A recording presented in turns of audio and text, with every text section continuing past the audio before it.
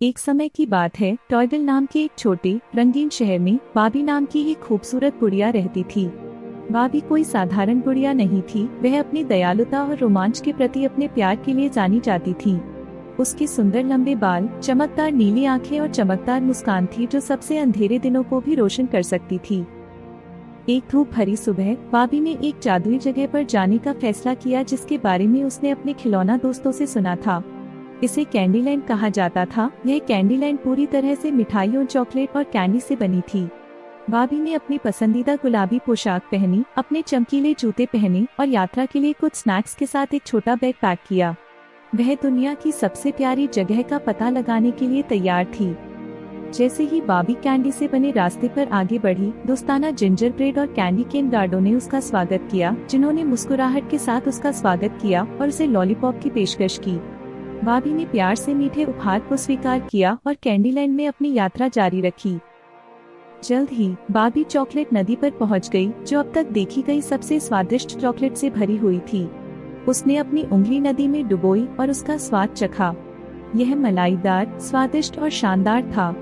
बाबी ने candy rappers से बनी एक छोटी नाव लेने का फैसला किया और नदी में बहने लगी।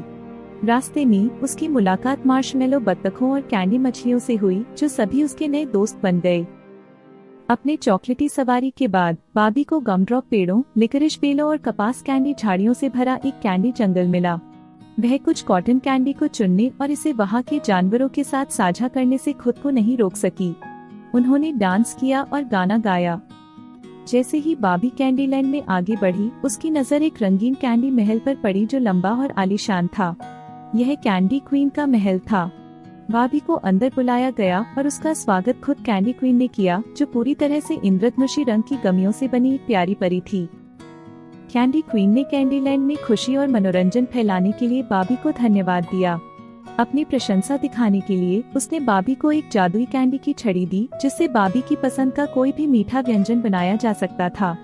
बाबी बहुत खुश हुई और उसने कैंडी क्वीन को गले से लगाकर शुक्रिया कहा।